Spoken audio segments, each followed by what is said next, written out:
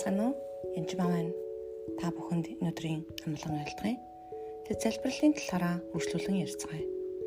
Тэгэхээр та бүхэн маань таны бие шүүмжилж ингэж залбирч болохгүй, тэгж залбирч болохгүй гэхээсээ илүү таны залбирал илүү үр дүнтэй байгаасаа гэсэндэ энэхүү подкастыг хийж байгаа гэдгийг ойлгоно. Тэгэхээр би дараач ишлэгийг танд уншиж өгье.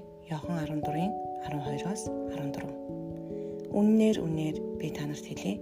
Надад итгэдэг нь миний хийдэг үйлсийг бас хийх бөгөөд эдгээрээс агуу ажлууд гэж хийх болно. Учир нь би эцэгтэй очино. Та нар нэрээр минь юу ч гуйсан эцэг хүүгээр алдаршуулгадахын тулд би түүнийг үлдэнэ. Та нар нэрээр минь юм говьвол би түүний чинь үлдэнэ. Иохан 14-ийн 12-оос 14. Тэгээ Иесусийн нэрээр гуйна гэдгийг ихэнх хүмүүс залбирлыг эцэг минь ээ гэж залбираал баах юм гуугаал байшин машин сав үр хүүхэд юу вэ бүгдийг гуугаад арт нь Иесус Христосийн нэрээр амин гэж дуусгадаг. Би ч гэсэн тийм л байсан. Библиэлд байгаа амлагдсан ишлүүдийг бол амлалтын ишлүүдийг барьж залбираараа. Харин үнэхээр юм гуухгүй гэсэн үг шээ, гуйж болдгүй яхан. Харин гуухаас өмнө та нэг зүйлийг сайн мэддэг болох хэрэгтэй. Иесус Христосийн нэрийг зөв ашиглаж сурна гэсэн. Яаж хэрэглэх вэ гэдгийг маш хүндэтгэлтэй хэрэглэдэг нэр шүү. Power of Attorney буюу итгэмжлэл гэсэн үг. Тэгсэндээ Иесус Христ миний нэрийг эргэлж болно гэж хэлсэн байгаа. Энэ ишлэгийг харж байна уу? Та нар нэрээр минь юу ч гуйсан эцэг хүүгээр алдаршуулгадахын тулд би түүнийг үлдэнэ. Хин үлдэнэ гэж байна? Би түүнийг үлдэнэ. Иесус Христ өөрөө үлдэнэ. Хэдийгээр тэр Тэнгэрлэг эцгийнхаа хажууд баруун гартал сууж байгаа л учраас бид нартай хамт ажилласаар л бас байдаг. Та нар нэрээр минь юм гуйвал би түүнийг чинь үлдэнэ. Тэгээд хамгийн хэцүү энэ ишлэлээр би нэлээд имээдэг байсан. Юу гэнэ? Миний хийдэг үйлсийг бас хийх бөгөөд эдгээрээс ахуйг ажлуудыг хийх болно. Би юу даа? Би тийм юм хийж чадахгүй шүү дээ гэж би бодож байсан. Энэ зөвхөн Иесус Христ хийдэг эсвэл тэр мундаг хүмүүс нь сонгогдсон хүмүүс нь хийдэг гэж би бодож байсан. Гэтэл энэ дээр та нар гэдэг үгэн дээр бид нар бүгдээ орно шүү. Хин нэгэн сонгогдсон хүн гэж хэлээг байгааз.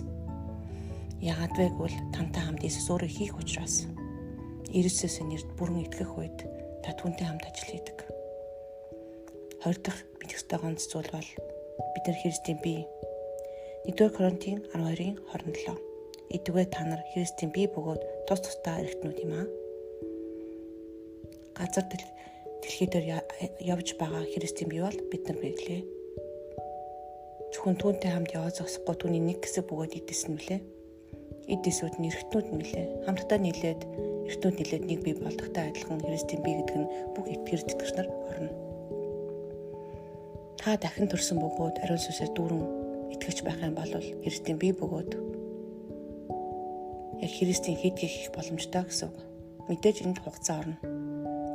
Яагаад вэ гэвэл бид нар заримдаа итгэж өмөрчдөг.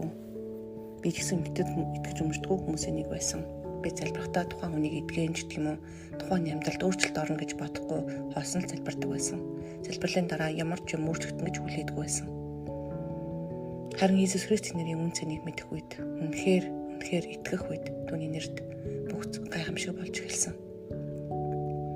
Тэгээ Христийн бие буюу үнэхээр 12 жил цусны өвчтөй байсан хүнийг санаж байна уу? Түүний хувцсанд нь хүрэхэд тэр хүн итгэрдэг тэр дорой итгэлээрээ хүлээж авсан. Гэхдээ хувцсанд нь хүрэхэд шүү. Тэр Христ бол Иесус Христ бол бидний тоолгоо. Хувцс бол биен дээр байдаг. Тэр бид Христийн бие. Би тэр хувцсыг өмсгөж зогсож байгаа. Бидний хувцсанд төрсэн хүн итгэн гэсэн. Хажуучин байсан хүн таны нүур царайг харсан хүн хүртэл итгэх боломжтой гэсэн. Энэ бол гайхамшиг шүү. Үүнийг итгэл өмчлөө сайжруулахын тулд та бүхэн яг Христийн бие гэсэн ишлүүдийг дүүж уншаарай. Тэгээд Христийн нэртэй холбоотой ишлүүдэд ч гэсэн маш түрүүнд дүүж уншаарай. Тэгээ би нэг тасгалыг хийсэн шүү. Есүсээ гэдэл өдөржингөө би Есүс гэдэг нэрийг хэлсэн. Одоо бараг би Есүсээ гэж хэлэхэд л шууд ордог. Шууд эсвэл уйлдаг. Ямар үнцэнтэй. Энэ нэр бидний хэрэглэх боломжтой болсныг би мэддэг. Ингээд бол нэг хугацаа их орохгүй шүү. Та хугацаа орно гэж бүү бодорой. Тэгээд ишлүүдийг уншихдаа та чангаар уншаарай. Итгэл нь сонсох нь Бурхны үгийг уншихаас эхэлдэг. Тэгэхээр энэ бүгдээс авах юм бол та Бурхны үгийг буюу Библийн үгийг чангаар өртөө сонсогдохоор уншаараа. Тэгээд чихэндээ сонсогдохоор болно. Тэгээд тэрэн дээр удаан уншаад аль болох тунгааж бодоод чимээгүй байгаараа хүлээж аваараа. Тэгээд үнэхээр би стил no I am the God гэдэг бүх эсрэгүүц гэтгэлтэй тэмцэлтэй болж намайг бурхан гэдгийг мэддэггүй гэж хэлдэг. Гэхдээ ер нь бол чимээгүй бурхныг хүлээ гэсэн үг. Тэгээд үнэхээр залбирлын хариултан дээр бурхан, Иесус бүгдээрээ хамтарч ажилладаг шүү. Энэ ажлуудыг ариун сүнсээр биш бол бидний залбирал хүчгүй болж хуурна. Гэхдээ та зүгээр л яна ариун сүнс гомчин залбирахгүй гэж бодвозаа. Хүүхд ч гэсэн хэлэх юмаа хэлж аваад бурхан сонсч л байдаг. Тэгэхээр та залбирхаа болно гэсэн үг биш шүү. Ямар ч байсан залбирч адил сурна. Заавал сурчил таараа. Бурхан таныг сайн залбирдаг болоосоо үнэхээр залбирал нь хүчтэй байгаасаа гэж үнэхээр хүсэж байгаа шүү. Баярлалаа. Тэгэд хүч нь Иесусийн нэрд байгаа бөгөөд Иесус бидний Иесусийн биед байгаа юм шүү. Баярлалаа. Баяр та.